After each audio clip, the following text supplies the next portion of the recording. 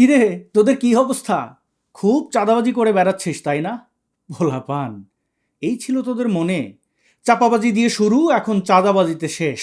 মোরা জেনজি, মোরা মানব জাতির আশীর্বাদ, মোরা বিশ্ব নাগরিক, মোরা বিকল্প, মোরা ঝঞ্ঝার মতো উদ্দাম, মোরা ঝর্ণার মতো চঞ্চল, মোরা আর যাব না বেগুন তুলিতে ও ললিতে। এ কেমন জেনজি রে তোরা? এসব করার জন্য তোদের বাবা মা তোদেরকে পেলে পুষে বড় করেছে? অবশ্য নাহিদ আসিফের বাপ মাকে দেখলে মনে হয় এসব করার জন্যই তোদের বাপ মা তোদেরকে জন্ম দিয়েছে। এত ঘাপলা তোদের ভেতর। এই যে উলালা ফাতেমা, ওর মুখে নয়া বন্দোবস্ত শুনতে শুনতে কান ঝালাপালা। এখন সে বলে জীবনের খাতার পাতায় পাতায় ভুল, সবই ভুল। আরে কি মাইয়ারে চাঁদায় খাইলো। এজন্যই বলি, লেজ যদি ধরতে হয় বাঘের লেজ ধরবি, সুন্দরবন যাবি আর তাজা তাজা মধু খাবি। কিন্তু গুই সাপের লেজ ধরলে বেতবাগানে যাবি, বড়জোর বাঁশ বাগান, তারপর চামড়া ছিঁড়ে ৩৬শে জুলাই হয়ে যাবে। ভুল বুঝিস না, যেটা বোঝাতে চাই সেটা মন দিয়ে বোঝ। জোনায়েদ সাকির পাঠচক্রে যাওয়া দোষের কিছু নয়, কিন্তু তার ভোকাবুলারিকে নিজের ব্রেইনে ইনস্টল করাটা দোষের। জোনায়েদ সাকির ভোকাবুলারি হলো ধ্বংসের ভোকাবুলারি। নিজের ভালো চাইলে কখনো এসবে মুখ দিবি না। আবার ধর, গাঁজা খেতে মন চাইলে খাবি, কিন্তু সেটা বাকি বিল্লার সাথে খাবি না, কারণ ওর সাথে একদিন গাঁজা খেলেই পরের দিন থেকে তোকে দিয়ে গাঁজা কেনাবে। গাঁজা খেয়ে জীবন ধ্বংস করতে চাইলে করবি, কিন্তু সেটা নিজের বুদ্ধিতে কর। টাউট বাটপারের কথায় কেন করবি? আসলে তোদের নিয়ে আমার চিন্তার কোনো শেষ নেই। এই যে তোদের top to bottom, layer to layer totally corrupt. এই যে তোদের বুড়ো জেনজি ইউনুস থেকে শুরু করে ছোট জেনজি রিয়াদ, মানে এখন পর্যন্ত ধরা খাওয়া চাঁদাবাজদের মধ্যে মনে হয় রিয়াদই সর্বকনিষ্ঠ। তো এটা নিয়ে তোদের একটুও খারাপ লাগে না? মানে আস্ত একটা প্রজন্ম হত্যা, খুন, ধর্ষণ, লুটপাট আর চাঁদাবাজির গ্লানিতে ডুবে গেলি। আরে আচ্ছা, বড় হয়ে বাচ্চা কাচ্চাদের কি গল্প শোনাবি তোরা? বাটার শোরুম লুটপাটের গল্প, শিক্ষকদের গায়ে হাত তোলার গল্প? বুড়ো হয়ে নাতিপুতিকে কোন বীরত্বের কথা বলবি তোরা? কিভাবে মানুষের বাসায় গিয়ে চাঁদার টাকা আদায় করেছিস সেই গল্প? জানি আমার প্রশ্নের জবাবে তোরা কি বলবি। বলবি এগুলো সব প্রজন্মেই কম বেশি থাকে, তাই না? এবার আমাকে বল, তোরা কি কমের ভাগে নাকি বেশির ভাগে? আরে পিনাটের বাচ্চা পিনাট, গত ৫৪ বছরে দেশে যত ধরনের যত রকমের অপরাধ হয়েছে তোরা সব রেকর্ড ভেঙে ফেলেছিস। তোদের কি মনে হয় তোরা এখনো কম বেশির পর্যায়ে আছিস? তোরা তো মহামারীর পর্যায়ে চলে গেছিস। থামাথামির তো কোনো লক্ষণই নেই। পুরো বাংলাদেশকে মাটির সাথে না মিশিয়ে তোরা থামবি না, তাই তো? আগে দেখতাম আমাদের দেশের তরুণরা কত কত ভালো কাজ করত, বিভিন্ন আন্তর্জাতিক প্রতিযোগিতায় গিয়ে পুরস্কার জিতে আসতো। ছেলে বুড়ো সবাই তাদেরকে নিয়ে মাতামাতি করতো। আর এখন কোটা না মেধা, হাসনাত সাজিশের আরেকটা কি আছে না, ডক্টর ইউনুসকে কারা যেন ১০ বছর ক্ষমতায় দেখতে চান। তারপর হায় আল্লাহ খালিদ। এই আসিফ নজরুল তোদের আদর্শ, তাই না? আসিফ মাহাতাব তোদের রোল মডেল, তাই তো? ইলিয়াস তোদের হিরো, পিনাকি তোদের পীর। ধ্বংস, পুরাই ধ্বংস।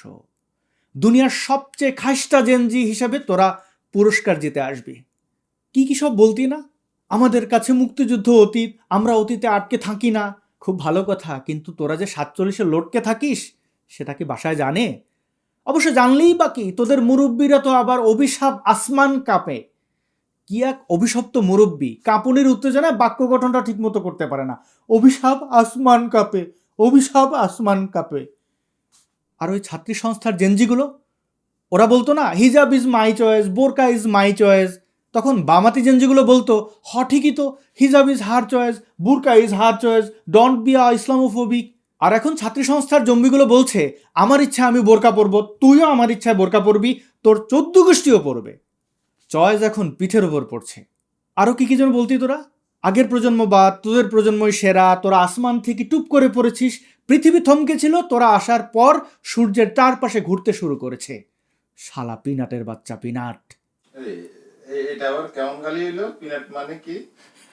ভাই, পিনাট মানে হলো পিনাকির নাট, মানে পিনাকির বিচি।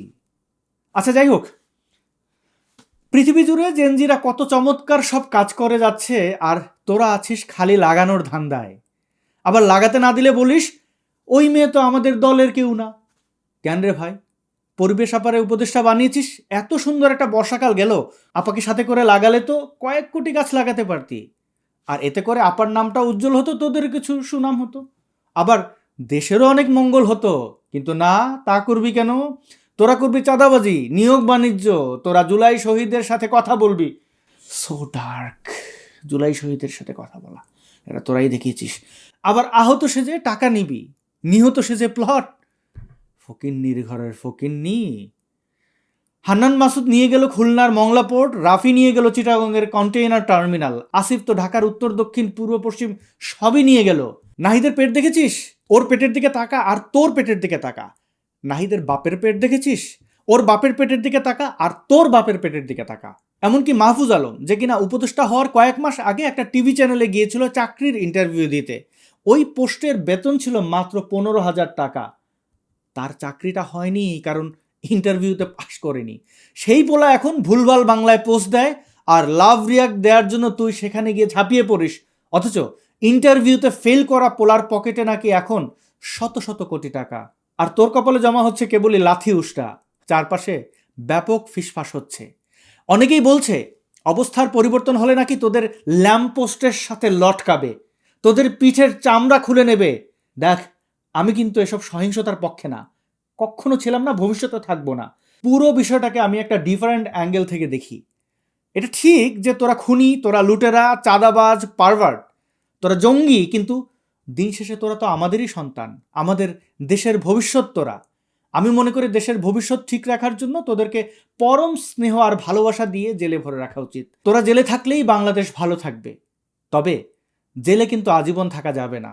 তোদেরকে বসিয়ে বসিয়ে খাওয়ানোর মতো টাকা আমাদের হাতে নেই। তোদের পিতা শান্তির শকুন ইউনুস রাষ্ট্রের কোষাগার খালি করে ফেলেছে। তাই অন্তত বছর 20 জেলে থেকে সংশোধিত হয়ে দ্রুত সম্ভব বেরিয়ে আসবি, সুস্থ স্বাভাবিক জীবনে ফিরে আসবি। তবে সাবধান, জেল থেকে বেরিয়ে ঝঞ্ঝার মতো উদ্দাম হয়ে বেগুন তুলতে আর যেও না মামা, তাহলে কিন্তু বেগুনওয়ালা আবার ভরে দেবে জেলে।